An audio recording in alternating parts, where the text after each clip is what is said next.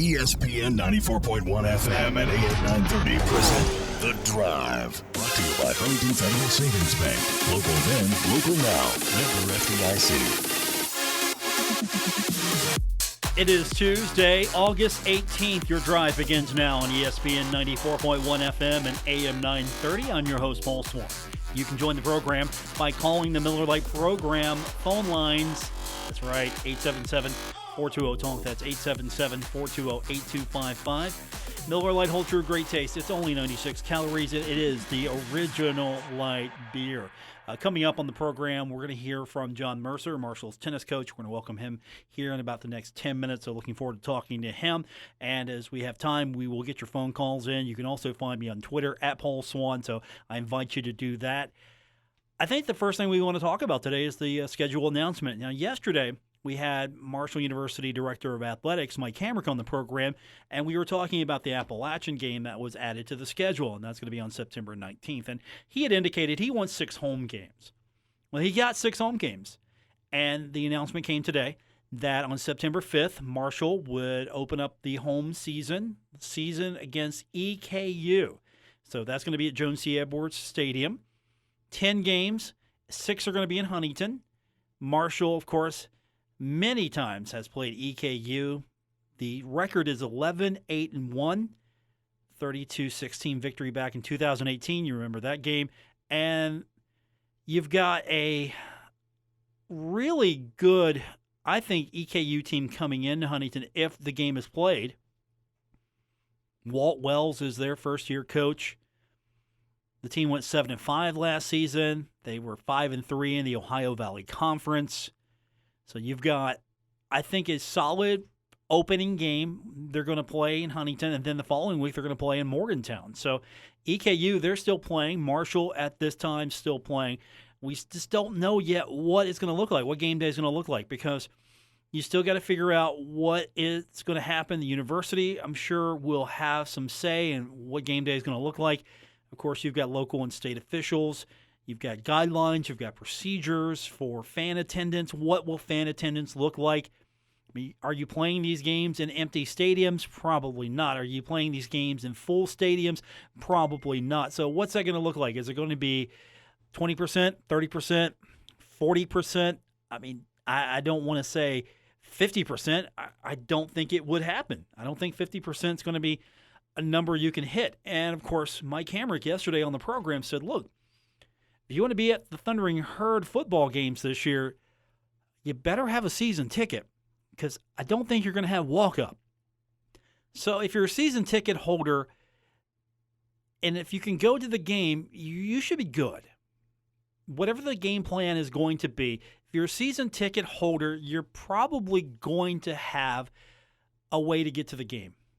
Now, does whatever they're going to do mean that there's going to be less of a presence in the luxury suites, the president's box, the press row, everything inside the press box? I mean, I would think that's going to be even more of a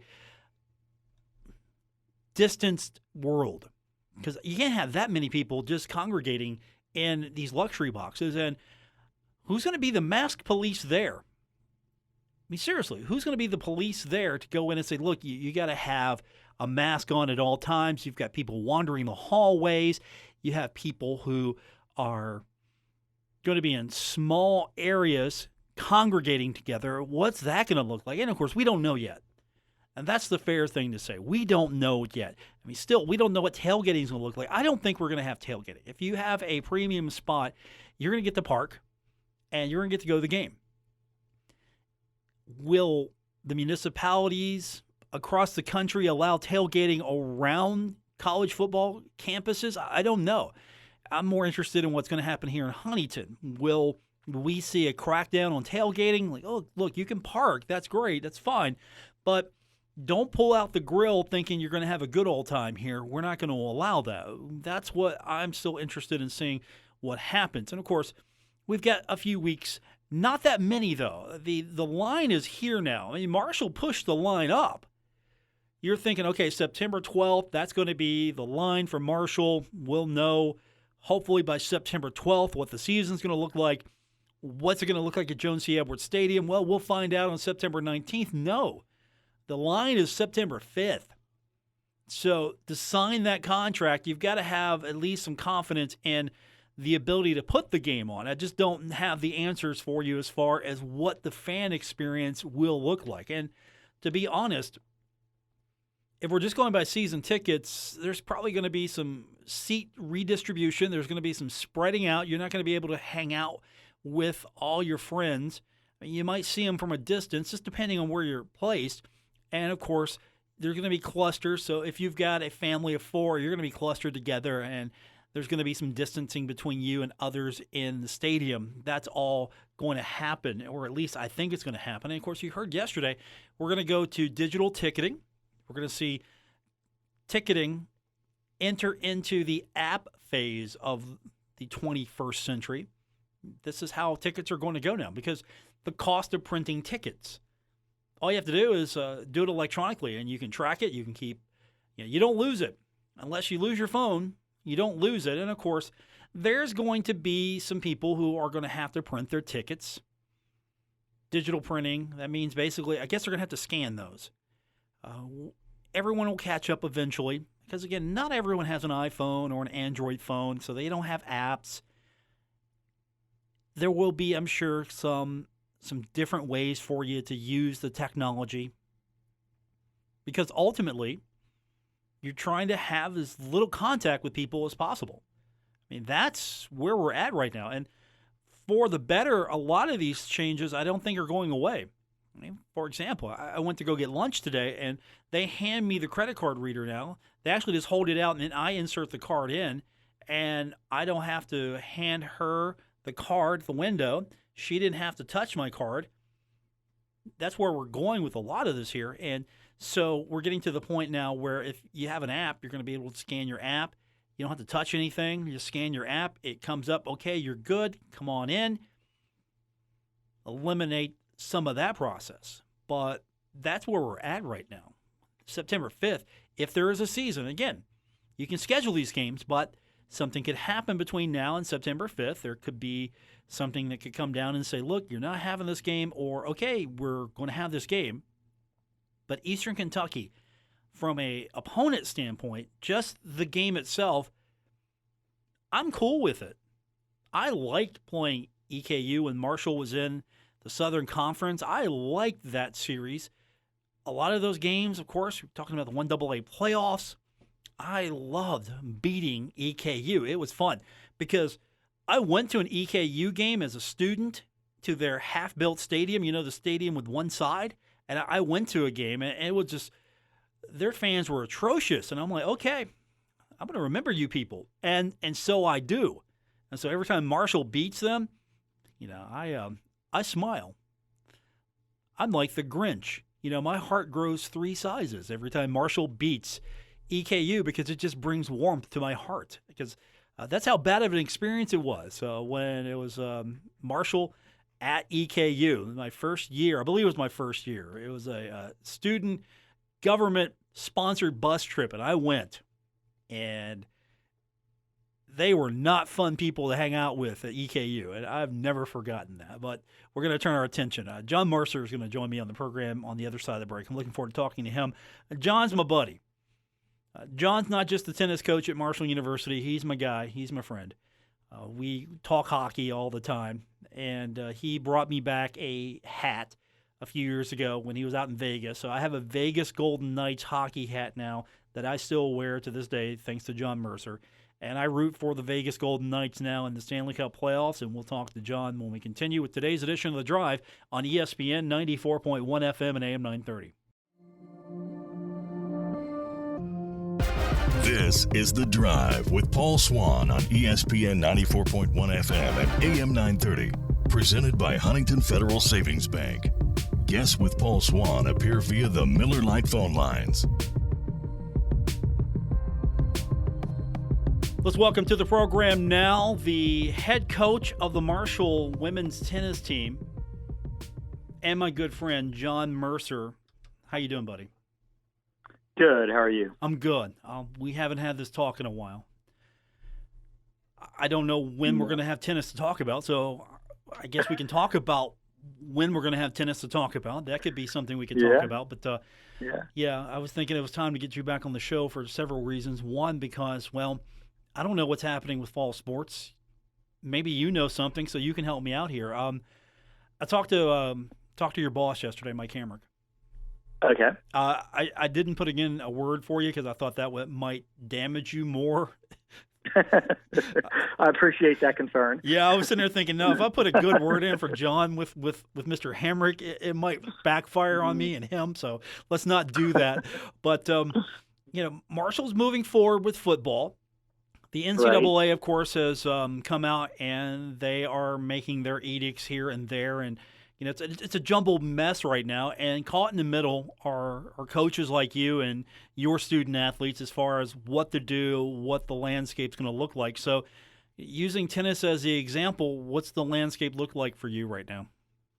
Well, right now, what I'm told by my boss. So I work through Beatrice Crane, who's the SWA, in charge of our women's sports, and I'm still being given the green light. So I speak with her about once a week, and just where are we? What do we do? She tells me, hey, just keep planning like you normally would plan. So really, that's kind of what we're doing. Now, of course, every day is it's like everything else in the world. Every day is an adventure.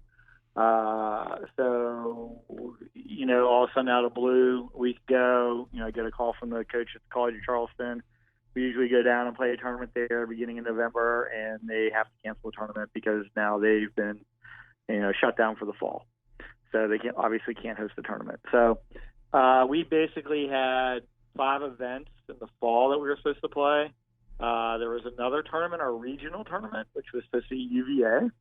And, of course, the ACC shut down their sports for the fall, except for football. So now our regional head committee is trying to find another site for teams to play that are still playing. So a lot like football, it's kind of like right now you have certain conferences that are allowing their teams to play in the fall as of now. You have certain schools that have shut down certain fall sports, but are allowing a sport like tennis to compete still. So it's very hodgepodge. But those are the things that us as a tennis program we don't have any control over. So right now we've really just been working on trying to get our student athletes on campus, trying to get them all tested. Which the school's done a great job doing, and they're quarantining the ones that have come in. Our international kids, we have 10 kids on the team this year. We have 4 international, 6 Americans. The international kids have to quarantine for 14 days before they're allowed to attend class, which is coming up. But there's just a lot of little details like that normally you don't have in our world that we're now having to address. And sometimes what happens is that one issue might lead into, or one question that I might ask might lead into 2, 3, 4 other questions. And so it feels like you're always trying to figure out, okay, where do we go next?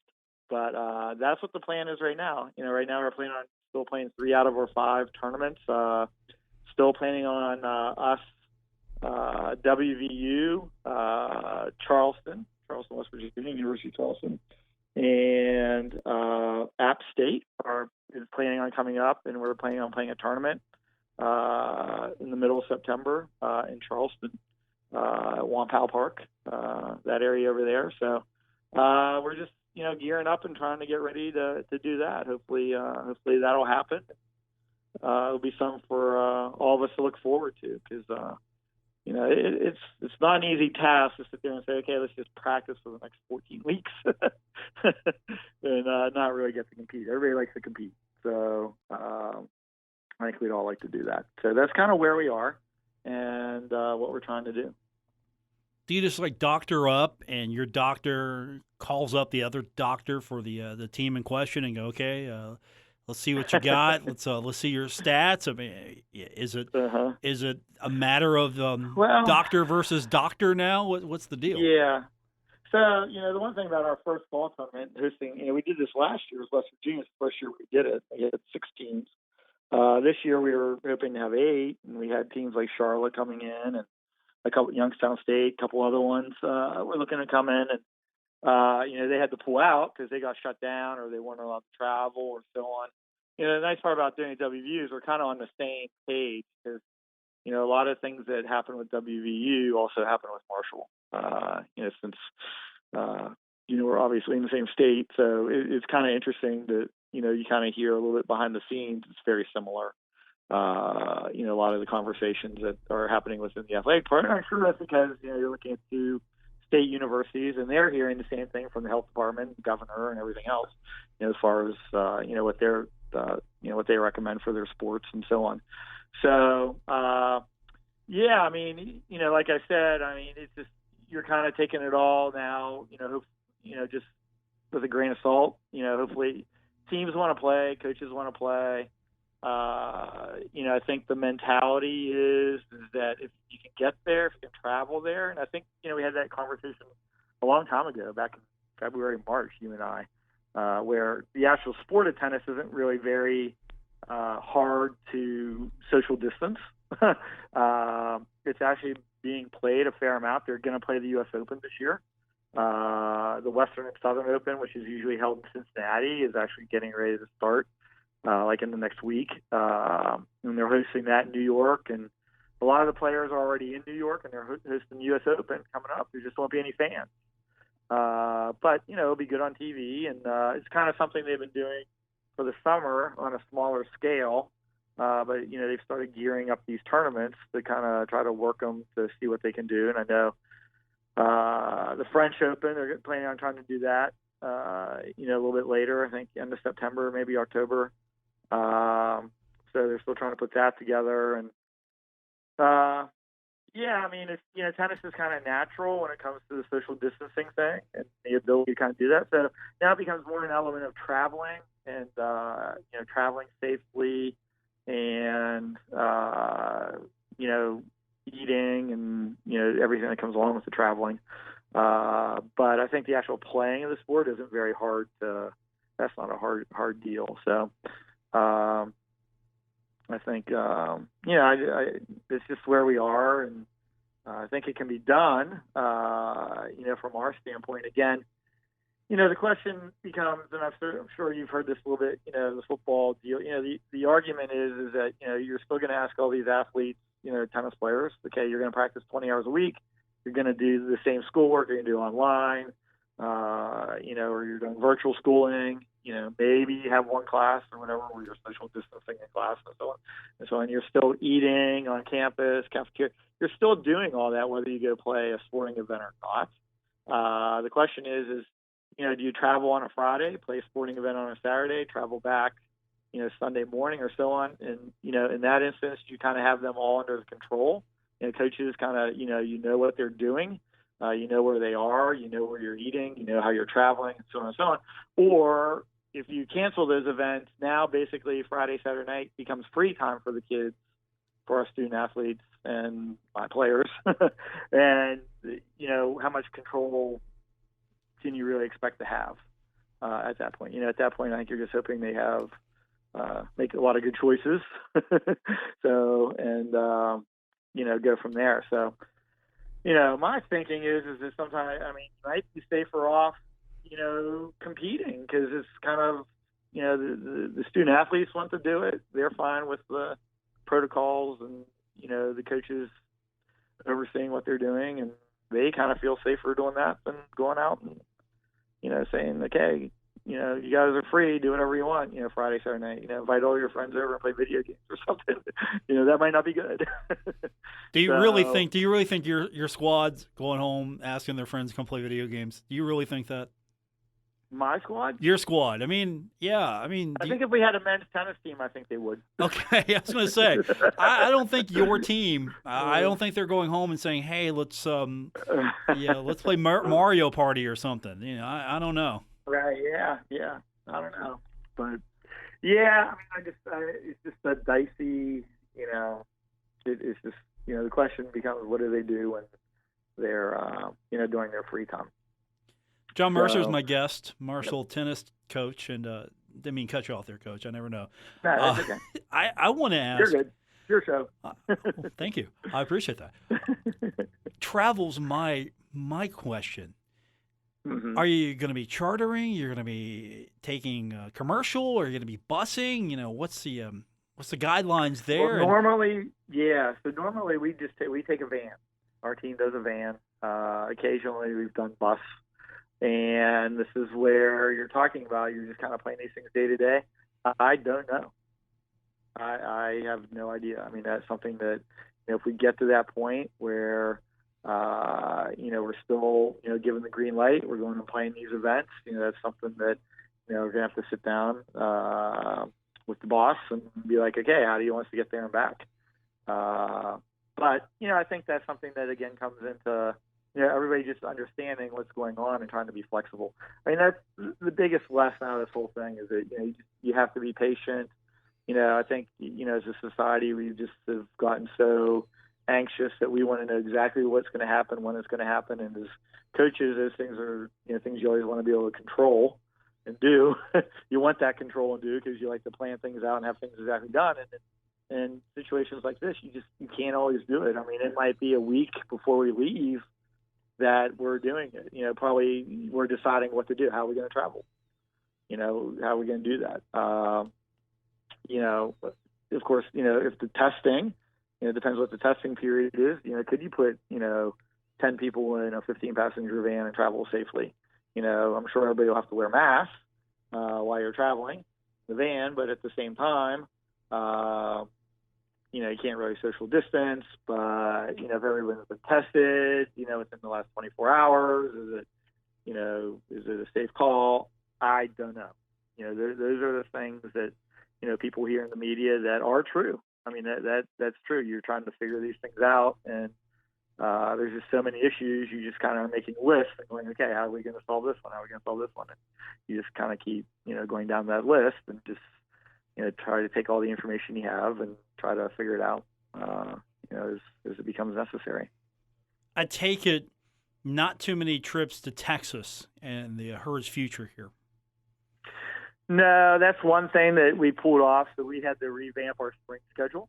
So everything that we have in the springs within driving distance. Hopefully spring things, are getting ironed out, and things are better off. Who knows where we'll be at that point. But, yeah, the schedule has been modified. There's no flying trips. Everything's driving, so on and so on. Maybe we'll end up taking buses now. If you have a team or eight, or a team of 10, or you have, 8 or however we're traveling, and we chartered a bus, that would, obviously you can social distance on that. But that's something that, again, our physicians, trainers, I don't think that's going to be my decision. I think that's going to be, the administrator's decision. How do we want the tennis team to travel? Based on what information's out there at that time. John Mercer joining me, Marshall women's tennis coach, and of course, you've been impacted almost the most here. Football is going to be able to, if they can pull this off, they're going to play. You were there for ground zero of this, and will we ever play tennis again? Is I'm sure going through your mind right now. Hey, it's been how long now? Yeah, since February. So toward the end of February, first week of March, I think was our first cancellations. So right in that period there. So yeah, so it's been a while. But they've started things up. I mean, there's junior tournaments going on right now. Our Coaches Association, along with UTR, is actually putting together, which is coming out soon, a fall tournament schedule, which kids can go play independently, which is an interesting concept. So we'll kind of have to see how that plays out. And how much control you have over the kids. Can you go and play? Let's say there's a tournament in Charleston, there's a tournament in Cincinnati. If we're practicing 20 hours a week, get a kid on their own, go to Cincinnati and sign up for a tournament there and go play that tournament, just on their own accord. Can they do that? As long as they're not school sponsored or anything. So that, I think, is, it's a concept that has caught fire. Has really been put together by our, National Coaches Association. And I think they're trying to make as many opportunities as possible for, the college student athletes to play. It's just going to be a different idea, a different format than what I'm talking about, where we're traveling as a team and so on and so on. Traveling to different, and kind of competing as a team.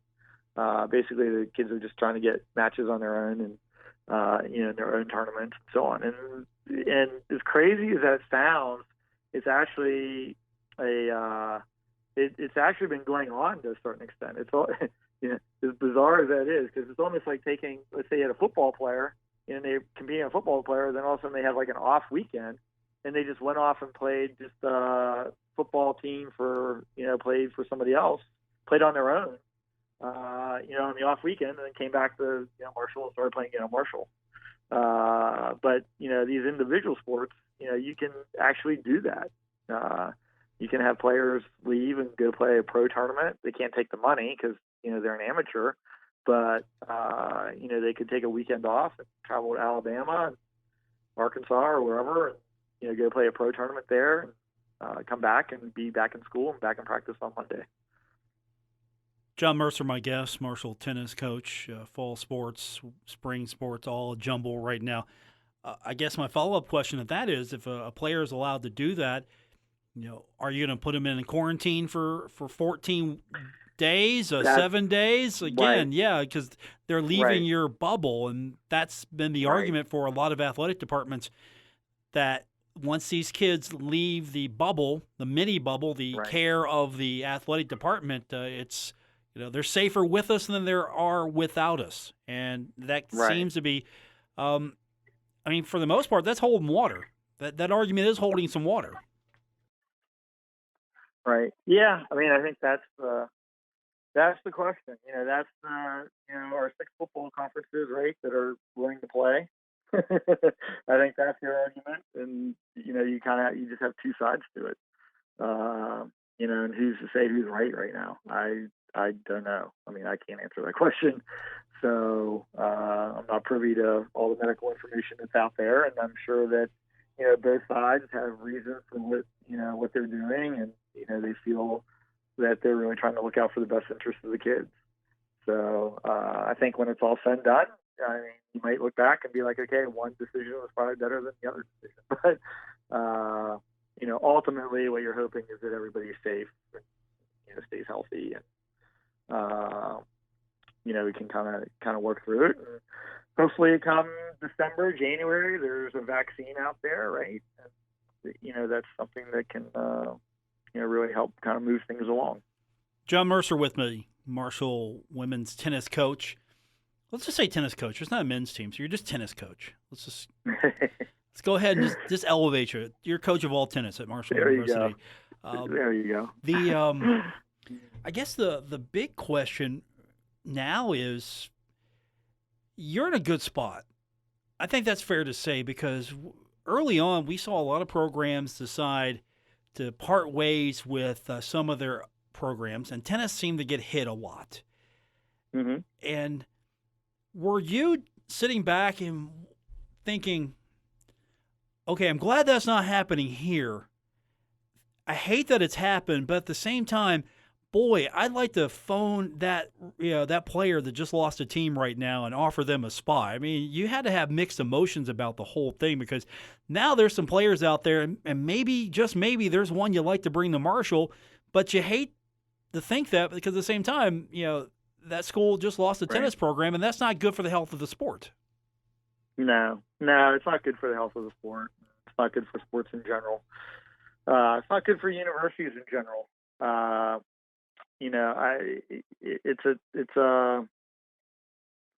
It's a tough one. At one time, I think there were 50 programs lost. I think there were 26 men and 24 women. But that's across all levels of play. So, meaning Division I, Division II, Division III. that whole scenario. They're really me looking, there weren't any Power 5 schools that were lost. There were more, some Group of 5 and some, that weren't in the Group of 5. A couple that we actually played, which was a real shame. I mean, I don't know. Maybe we were not a good team to play because it seemed like a lot of teams that we played ended up dropping it, but not a lot, but a couple of them. So like, East Carolina, who we played in the past, Winthrop, who we've always played, who's had excellent teams. They'd won 8 of the last 10 Big South championships, and they dropped both their men's and women's program. And Akron. Now, that being said, those 3, they were really the only, there might have been one more, 3 or 4, like D1 schools that were like, quality programs that were really up there, in my opinion, that were lost.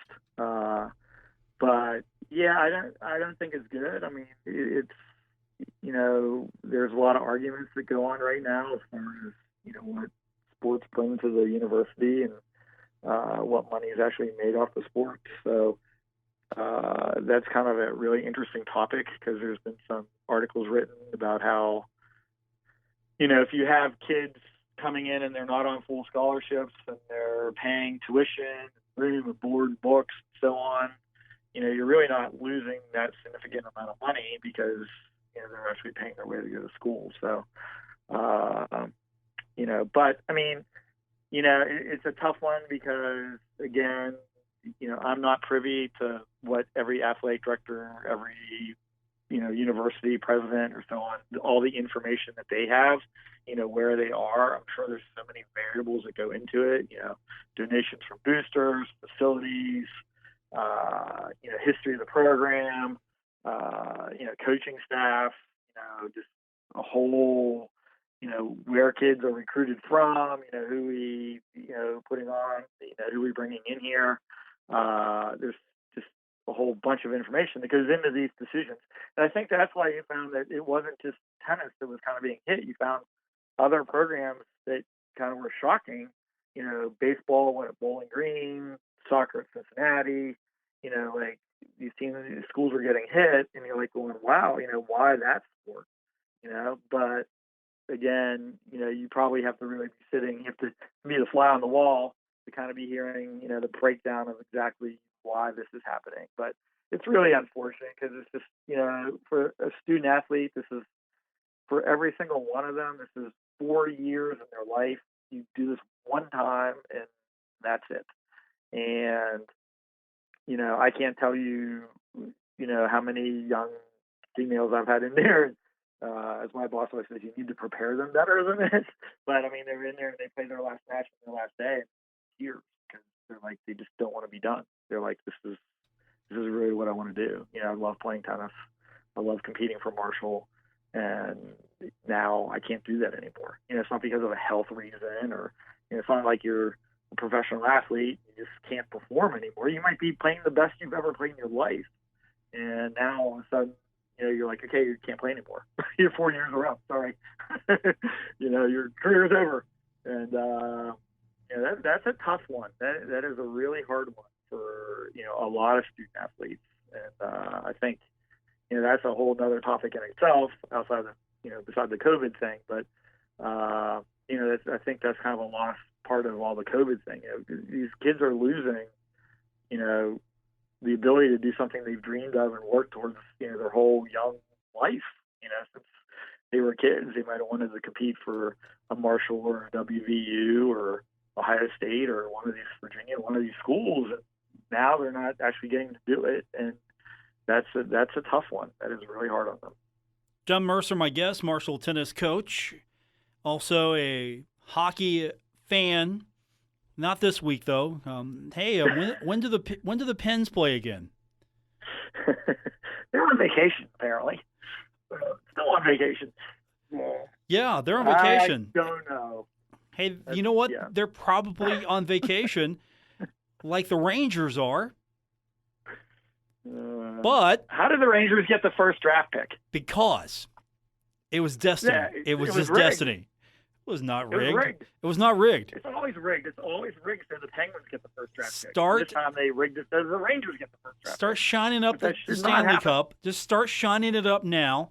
Enjoy it while you can, with it being somewhere not in New York City, because it's coming to New York City and the Rangers. It's coming. If we can just get Artemi Panarin to perform in the postseason. But you know what? I thought it was brilliant. They had me fooled too, because they tanked. I mean, obviously they tanked because they were performing well, and then all of a sudden they get into the bubble and just, I mean, it was a ploy. It was a ploy and a play for the first round draft pick, and it worked. And so start loading up the Rangers, buddy. Start loading them up. Oh, boy. Well, the only benefit of that is that I'm sure then you'll call me every week to be on the show because you just want to tell me how the Rangers are doing. I mean, we can arrange that if you like. Is that right? We can arrange that, sure. I mean, hey, look, I say nice things about you because guess what? I have my Vegas Golden Knights hat, my cap. I'll be wearing it tonight because they'll be taking on the dreaded Blackhawks. You know the Blackhawks, America's favorite hockey team, according to NBC. And, you know, the Blackhawks lead that series. Oh, wait, no, they don't, because the Knights lead that 3-1. Oh, by the way, I'll have to root for Fleury. Yeah, your other favorite team, the Philadelphia Flyers, won against Montreal. Are you rooting for Montreal? Right. Are you really rooting for Montreal? I'm rooting for Vegas now. Okay, well, you should. That's what I'm rooting for. Marc-Andre Fleury is the goalie. He's great. The Capitals will get eliminated tonight against the Islanders, and the Stars and Flames later tonight. But, the Flyers, the other team in Pennsylvania. I see a trend. Is there a trend? It seems like the younger teams are all, like the teams with the younger rosters are all having more success than the older teams. Could be. Is that a trend? Might be. I'm not sure. I don't know. But at least we have hockey in the bubble, and I know none of your favorite teams are there, but hey, at least one of our favorite teams are there. I'm interested to see what, after it's all said and done, what the players say about playing without fans. What do you think? I'm sure they prefer to have the fans, as would anyone, but you have to be honest. Once you play for the Stanley Cup, I don't think it matters where you play. You're playing for the Stanley Cup, and if you don't bring it, you get sent home. Yeah. So I think, Penn just didn't seem to have energy. It just didn't seem. I don't know. I give the fans, maybe by the time you're kind of getting down to the semis and the finals, and you're actually playing for the Stanley Cup, but when you're out there playing these early rounds, there's still kind of a distant thing out there, but it's just like, I don't know, they just seem flat. Where's the sense of urgency, right? Well, you're playing for the Stanley Cup, sir. There's always urgency. Famous words of my wife in her coaching days. So we need a sense of urgency here, ladies. So pick it up a little bit. All right, Tuukka Rask. Okay, Tuukka Rask. All right. I see where you fall on this. That's not playoff. It's not playoff hockey. I'm going home. I'm just going home. I'm leaving. Yeah. I mean, no, I respect his decision, but still, it's so tough. Yeah, he basically said this was not Stanley Cup hockey. I'm going home, and that's he's a guy who was you're living in a bubble, and you can't do that with college athletics. You can't do that. Well, I heard it was pretty nice. Pretty nice, because I actually worked with one of the. Well, he's now one of the former Penn's assistant coaches. His daughter does tennis, and she was saying that it was actually. She said actually a lot of hockey players played tennis while they were there in Toronto. Oh, nice! It was a big thing to do. There you go. A lot of tennis going on. Yeah, that could be a source of revenue for you right there. I can get in that bubble, right? I think you can. Just make a phone call. Give a few lessons on your side. Yeah, just make a phone call. Drop my name to Gary Bettman. Let him know I sent you. It'll be all good. Because we go way back, me and Gary. Oh, geez. I'm just curious. Answer me this before I let you go. Yeah. Yep. When the Stanley Cup is hoisted in Edmonton, doesn't matter their team. When the cup is hoisted, and Gary Bettman's on the ice, and they're pretty good in Edmonton. They're funny. They have a sense of humor behind the scoreboard and the presentation and everything. I mean, they have some serious humor there. And I hope the league has already planned this. Will there be the sound mix? Will there be the usual booing for Gary Bettman? The sound guy has got the authorization to boo Gary Bettman when he hits the ice. It's a tradition.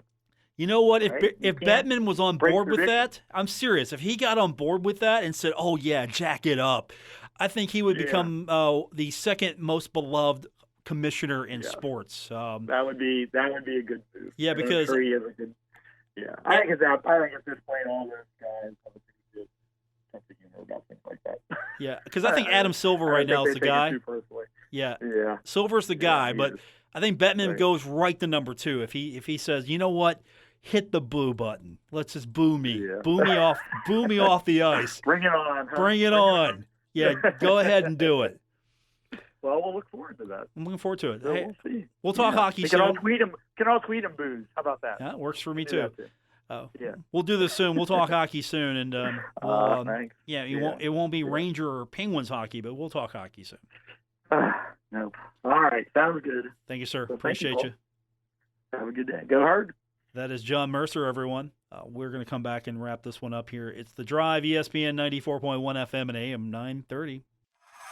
Never miss a moment of The Drive with Paul Swann. Subscribe on Apple Podcasts, Spotify, or wherever you get your podcasts. We are presented by Huntington Federal Savings Bank. Welcome back to the Tuesday, August 18th edition. The Drive on ESPN 94.1 FM and AM 930. Speaking of John Mercer in our previous segment, lots of sporting events going on. We, of course, got the NHL in the bubble. And if you didn't catch it, the Philadelphia Flyers beating the Montreal Canadiens and their game 2-0. And now Philadelphia leads that series 3-1 later on this evening. It will be the Capitals taking on the Islanders with a 3-0 lead. The Islanders can wrap that series up tonight at 8 o'clock. No score yet, but the Stars and Flames are going to be in battle soon. Best way to describe it. That series tied 2 games apiece. That's a pretty good series so far. And the Blackhawks and the Golden Knights, Vegas can close it out coming up tonight, 10:30 p.m. I'm looking forward to that one if I can stay up late because, well, let's just be honest. There's a lot of hockey, and I'm not complaining, but boy, they hit you with it all at once. And it's been fun. And now we got to throw on top of that basketball. We have basketball. That's right. And right now, with about a minute 32 to go in the third, it's the Heat leading the Pacers 80-76 in Game 1 of their first round matchup. Magic beat the Bucks 122-110. Coming up later, it'll be the Thunder and the Rockets, and then you've got the Trailblazers and the Lakers. I'm probably going to watch that one. I might jump in on that one. That's coming up tonight. It's going to be 9 o'clock. I might look at that one before I look at the late-night hockey game. And, of course, I'm going to be honest with you. I love hockey. It's fun. It's my favorite sport. But at some point, I had to give it up last night. I had to just say, no, I can't do this anymore because of the fact that that's just too much. Avalanche beat the Coyotes yesterday 7-1. 7-1. Now, I like high-scoring games, and now if Colorado was my team, my team, I probably would tell you something different, but Colorado just destroyed the Coyotes. Jared Bednar, head coach of the Colorado Avalanche, of course, former Huntington Blizzard player, head coach of a National Hockey League team, and they looked good last night. Lightning beat the Blue Jackets 2-1. So, sorry, Columbus. Columbus could be out of this thing here sooner than later because the Lightning lead at 3-1. And tomorrow, high noon. We got hockey, high noon tomorrow. Hurricanes could be out of this thing, too, tomorrow because they take on the Bruins at 4 o'clock. And we can see every team that has a lead, a 3-1 lead, playing tomorrow. So we could see the Blue Jackets, the Hurricanes, the Coyotes, and the Canadiens all bounce from this thing tomorrow. Of course, Capitals could get bounced tonight. Blackhawks could get bounced tonight. We're getting down to starting to lose some teams here, but that's not a bad thing. Because then we can – because I don't know. I'm here for it. I really am. But at the same time, I'm not here for it because noon hockey, I can't watch noon hockey all the time. Yeah, I know. I can't do it all the time. I'm not complaining, though, because I live in a world now where I have to worry about, hey, can I get all the hockey in at 12, 4, 5:30, 8, and 10:30 p.m. on a Wednesday? And I live in a world now where I have to worry about 4 hockey games today and a bunch of NBA games going on at the same time. And don't forget baseball action, depending on if your team gets to play or not, all coming up in a day. I mean, we were dying for sports, and now look at what we have. We have all of it. And then on top of that, we get more Marshall football news. And again, Marshall will be taking on EKU. Thundering Herd, if allowed to play, I don't know who gets to make that final decision, but the athletic department moving forward as if they will be playing, and EKU will be playing at Joan C. Stadium on September 5th, followed by the road trip at ECU, September 12th, Appalachian State at Joan C. Stadium, September 19th. Yeah, unless the Herd fills that open date in between the first conference game and the next game will be October 3rd against Rice, with a couple of weeks in between FAU on the road at Western Kentucky and La Tech. And then you got the October 31st game at FIU. Then do you try to fill that November 7th date, or do you just leave that and go with the back-to-back home games on November 14th and 21st? You got 10 games. You get 10 games. Do you need another one? Do you need a couple more? Or do you keep it at 10 and space it out a little? Because you got some spacing there as well. I mean, if you look at this, you've got some potential here to space it out, keep your kids in, hopefully quarantine of a sort. Again, this isn't going to be a bubble, so you're hoping that your kids follow the guidelines, do what they need to do to try to stay safe as possible, try to keep them, I don't want to say under lock and key, but at the same time, you want to make sure you lock these kids down, keep them supervised. Probably the best way to describe that. And that's going to do it for this edition of the show. I want to thank John Mercer, head coach of the Marshall tennis team, for joining me. Thanks to him, giving us some insights on what's happening with at least tennis. We'll be back tomorrow. We'll do it all over again. And don't forget, if you missed any part of today's show, you can always go back and catch the podcast on your favorite podcast destination. Apple Podcasts, Spotify, Stitcher Radio, some of my favorites. That's where you can find today's edition and every day's edition of The Drive. Thanks for tuning in. Back tomorrow, doing it all over again. Until then, good night, everyone.